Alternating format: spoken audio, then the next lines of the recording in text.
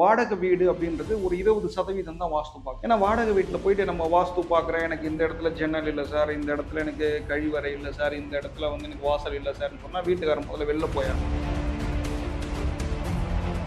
பொதுவாக நார்த் ஈஸ்ட்ல வடகிழக்கு மூலையில நம்ம பாத்ரூம் போட்டோம். அந்த பாத்ரூம் என்ன பண்ணும் அப்படின்னா அந்த வீட்டில் இருக்கக்கூடியவர்களை குறிப்பா அந்த வீட்டினுடைய தலைமகனை பாதிக்கும். நான் வாஸ்து பார்க்குறேன், கோடி கோடியா நாளைக்கு உங்களுக்கு கொட்டிடும் அப்படின்னா நான் உங்களை ஏமாத்துறேன்னு அர்த்தம். வாஸ்து என்பது மன நிம்மதியான ஒரு விஷயம். வீட்டில் ஏதாவது ஒரு தவறு வடகிழக்குலையோ தென்மேற்குலையோ தவறு இருந்தால் அந்த வீட்டினுடைய ஆண்மகன் வந்து நிம்மதி இல்லாம இருப்பான் பெண்களால.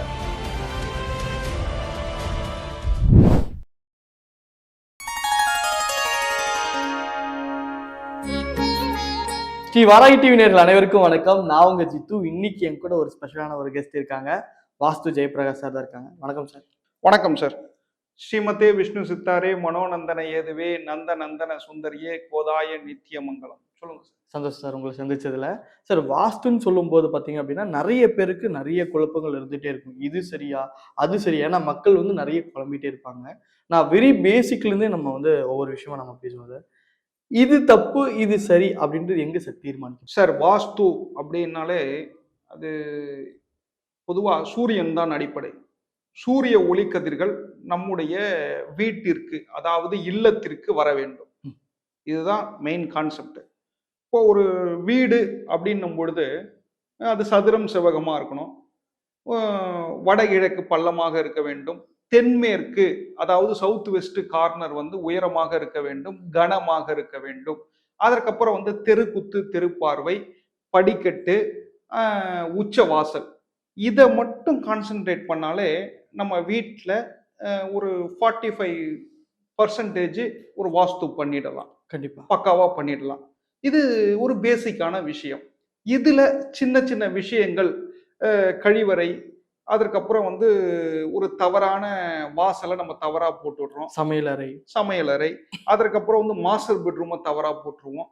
இது மாதிரியான சில சிச்சுவேஷன்ஸ், சில தவறுகள் நடைபெறுகின்ற பொழுது அந்த இடத்த எங்க தவறு இருக்கு அப்படின்னு நாம வந்து தெரிஞ்சுக்கலாம். என்ன தவறு இருக்கு அப்படின்னு பேசிக்கா தெரிஞ்சுக்கலான்ற சென்ஸ் வந்து ஒரு கிளைண்டால தெரிஞ்சுக்க முடியாது. என்ன சார் எனக்கு கஷ்டமா இருக்கு, இந்த வீட்டுக்கு வந்தேன் சார், ரொம்ப கஷ்டமா இருக்கு சார், போன வீட்டுல இருந்த வரைக்கும் நல்லா இருந்தேன் சார்னு சொல்லுவாங்க.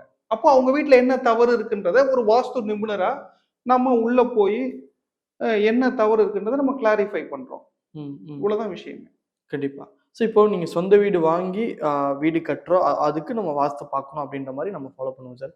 ஆனா பெரும்பாலும் பார்த்தீங்க அப்படின்னா வாடகை வீட்டுக்கு போறவங்களா தான் இருப்பாங்க. ஏதாவது குடும்ப சூழ்நிலைனால இல்லை எங்காவது வெளியூர்ல போய் படிக்கணும் அப்படின்றதுனால டக்குன்னு போய் எங்காவது போய் சேரணும்னு அங்கே ஹால்ட் ஆகணும்னு நினைப்பாங்க. அப்படி இருக்கவங்க என்ன சார் ஃபாலோ பண்ணணும்? இப்படி இருந்தா பெட்டரா இருக்கும் அப்படின்னா நான் என்ன சார்? அதாவது ஒரு வாடகை வீடு அப்படின்றது ஒரு 20% தான் வாஸ்து பார்க்க முடியும். ஏன்னா வாடகை வீட்டில் போயிட்டு நம்ம வாஸ்து பார்க்குறேன், எனக்கு இந்த இடத்துல ஜன்னல் இல்லை சார், இந்த இடத்துல எனக்கு கழிவறை இல்லை சார், இந்த இடத்துல வந்து எனக்கு வாசல் இல்லை சார்னு சொன்னால் வீட்டுக்காரன் முதல்ல வெளில போயாங்கணும். கண்டிப்பா. உனக்கு வீடும் கிடையாது, ஒன்றும் கிடையாது, ஓடிப்போ அப்படின்மா. அப்போது என்ன பண்ணலாம் ஒரு வாடகை வீடு அப்படின்னும் பொழுது, கிழக்கு பகுதியும் வடக்கு பகுதியும் வந்து நமக்கு வந்து என்னன்னா ரெண்டுமே வந்து க்ளோஸ்டா இருக்கக்கூடாது. கிழக்கும் மூடி இருக்கக்கூடாது, வடக்கும் மூடி இருக்கக்கூடாது. கிழக்கும் வடக்கும் இன்னொரு வீட்டோட ஜாயிண்டா இருக்கக்கூடாது, செப்பரேட்டா இருக்கணும். அது மாதிரியான இருக்கிற வீட்கள் அப்படின்னு எடுத்து பார்த்தோம்னா தமிழ்நாட்டில் இல்ல, சென்னையில் அப்பார்ட்மெண்ட்ஸ் ஒரு 80 அப்பார்ட்மெண்ட்ஸ் கூட தேராது. எஸ், உண்மைதான். இது மாதிரி இருந்தா மட்டும்தான் நம்ம வாடகை வீட்டுக்கு போகணும். வாடகை வீட்டுல பெருசா வாஸ்து பார்க்க முடியாது சார்.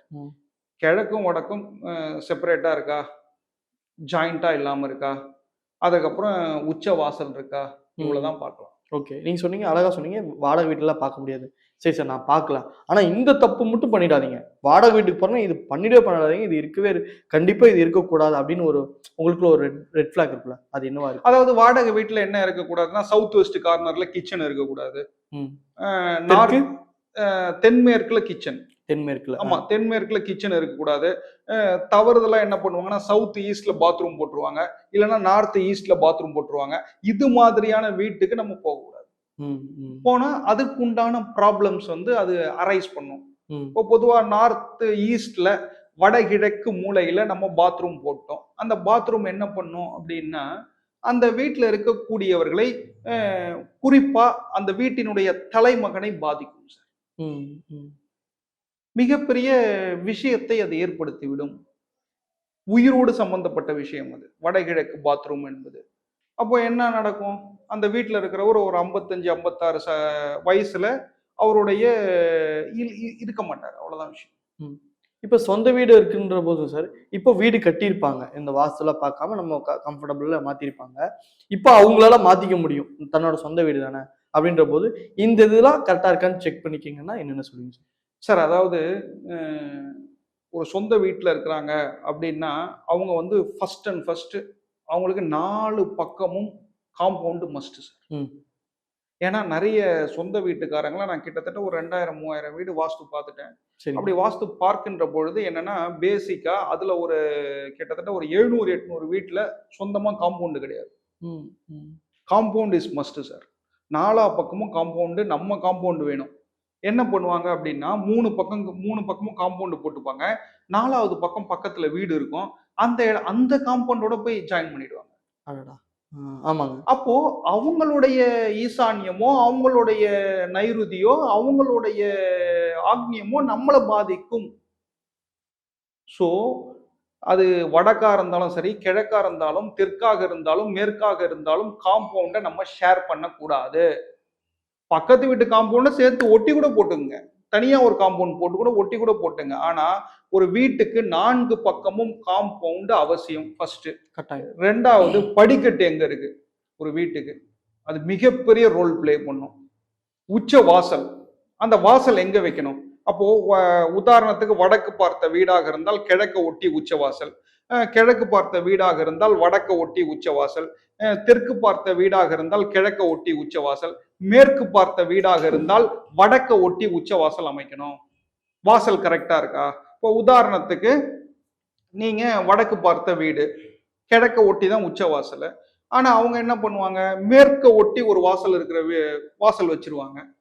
அந்த வாசல் என்ன பண்ணும் அப்படின்னா, ஒரு தேவையில்லாத நம்மளுடைய பிள்ளைகளை பாதிக்கும். ம், ம். அப்போ அந்த வீட்ல வந்து ஒரு கல்யாணம் ஆகாத கன்னி பெண் இருக்குன்னா, அந்த கன்னி பெண் வந்து லவ் மேரேஜ் பண்ணிப்பாங்க. ஒரு அசிங்கத்தை ஏற்படுத்தும். யாரு வீட்லலாம் நீங்க வந்து மார்க் மை வேர்ட்ஸ் வடமேற்கு அ வடக்கில் வடமேற்கு வடக்குல ஒரு தவறான நீச்ச வாசல் வைத்து, வடமேற்கு வடக்குல ஒரு தெரு வருது அப்படின்னா, அவங்க எல்லாருமே மீடியாவுல குப்பை கொட்டுவாங்க சார். ம், ம், ம். அவங்க எல்லாருமே வந்து நடிகரா இருப்பாங்க. வடமேற்குல ஆமா. வாசல். வடமேற்கு வடக்குல ஒரு ரோடு வந்து தன்னுடைய வீட்ட குத்துது அப்படின்னா, அவங்க நிச்சயமாக மீடியா ஃபீல்ட்ல தல காட்டுவாங்க. ம், ம். அவங்களுக்கு உண்டான ஒரு சுவாமி அப்படின்னா, திருப்பதி பெருமாள் தான். வேற எந்த சுவாமியும் கிடையாது. கிரானைட்டுக்கு அவரு தான் சாமி, சினிமாக்கு அவரு தான் சாமி, டைல்ஸுக்கு அவரு தான் சாமி, மலைக்கு அவரு தான் சுவாமி. அப்போ வடமேற்கு வடக்குல சார் அப்ப நீங்க கேட்கலாம், நீங்க நல்லா தானே சார் இருக்காங்க. அப்ப தவறான தெருக்கூத்து என்ன பண்ணும்? அந்த வீட்ல வந்து அ திருமணத்த லவ் மேரேஜ் பண்ண வைக்கும். அந்த வீட்ல அ டைவர்ஸ் பண்ண வைக்கும். மன சங்கடங்கள். மன சங்கடங்களை உண்டாக்கும். ம், இவ்வளவுதான் கான்செப்ட். அதான் அழகா நீங்க சொன்னீங்க மன சங்கடங்கள்னு. என்ன விஷயம்னா வாஸ்துக்கும் பணத்திற்கும் சம்பந்தம் கிடையாது. ம். இப்ப நான் வாஸ்து பார்க்குறேன் கோடி கோடியா நாளைக்கு நீ உங்களுக்கு கொட்டிடும் அப்படின்னா நான் உங்களை ஏமாத்துறேன்னு அர்த்தம். வாஸ்து என்பது மன நிம்மதியான ஒரு விஷயம். உண்மை, உண்மை. ஒரு வீடு வாஸ்துப்படி அமைக்கிறோம்னா 100% பண்ண முடியாது. ஒரு 45, 50% பண்ணலாம். அப்படி பண்ணாலே நம்ம ஒரு 85, 90% வந்து நல்ல லைஃப்பை லீட் பண்ணலாம். போய் படுத்தா நிம்மதியா தூக்கம் வரணும். கண்டிப்பா. இப்போ உதாரணத்துக்கு ஒரு சிரிப்பா விஷயம் சொல்றேன். முதல் மரியாதை படம் பார்த்திருக்கீங்களா? கண்டிப்பா, கண்டிப்பா. சிவாஜி சார் படம். சிவாஜி. அவரு வீட்டுக்குள்ள இருக்கிற வரைக்கும் ரொம்ப டார்ச்சரா இருக்கும் அவரு. யார் கூட? வடிவுக்கரசி கூட. ஆமா. அந்த வீட்ட விட்டு வெளில வந்த உடனே அப்படி வெளியில வந்து ஃபர்ஸ்ட் ஷாட்டே அப்படி வானத்த பார்ப்பாரு. அப்ப என்னன்னா வீட்டுல இருந்த வரைக்கும் டென்ஷனா இருக்கும், வீட்டை விட்டு வெளில வந்தோன்னா நிம்மதியா இருக்கும். அப்ப அந்த வீட்டுல தப்பு இருக்குன்னு அர்த்தம். நீங்க பொதுவா ஆண்களோட மனநிலை சொல்றீங்க சார். ஆண்களுடைய மனநிலை இல்ல சார். அந்த வீட்ல ஏதாவது ஒரு தவறு வடகிழக்குலயோ தென்மேற்குலயோ தவறு இருந்தால் அந்த வீட்டினுடைய ஆண்மகன் வந்து நிம்மதி இல்லாம இருப்பான் பெண்களால. அதனால நீங்க வந்து அது ஏற்கனவே வந்து கர்நாடகாவுல சமுத்ரா சென்னை சமுத்திரம் ஏதோ ஒரு இடத்துல எடுக்கப்பட்ட படம் அது. உடனே அங்க வாஸ்து சரியில்லையா எல்லாம் கேட்காதீங்க. நான் ஒரு உதாரணத்துக்கு சொன்னேன். ஓகே. அப்போ என்ன நடக்கும் அப்படின்னா வடகிழக்குலயும் தென்மேற்குலயும் தவறு இருந்தா அந்த ஆண்கள் அங்க பாதிக்கப்படுறாங்க, வீட்டுல நிம்மதி இருக்காது. அதுக்காக நீங்க என்ன கேட்கலாம், சார் அப்போ ஆத்தங்கரையோரமா ராதா கூட பேசும்போது மட்டும் நிம்மதி இருக்கா? கேள்வி வருதா இல்லையா? வரும் இல்லையா? அப்போ எங்க நிம்மதி இருக்கோ அங்க நிம்மதியை நாடி போயிடுறாங்க இல்லையா? ஆமா. அப்போ அந்த வீடு வந்து பேசும் சார். ம். இதற்கும் வாஸ்துவுக்கும் சம்பந்தம் உண்டு. ஏன் நான் அந்த குறிப்பா அந்த படத்தை குறிப்பிட்டு பேசுறேன். 1985 வெளியான கிட்டத்தட்ட 42 வருஷம் ஆயிப்போச்சு அந்த படம் வந்து, பாரதி ராஜா அது. எஸ். அது வந்து நம்ம வாஸ்துவோட கனெக்ட் பண்ணலாம். எப்படின்னா ஒரு ஆண்மகன் வீட்டுல நிம்மதி இல்ல, இன்னொரு இடத்துக்கு போறான், வேற ஒரு அஃபேர் வச்சுக்கிறான்.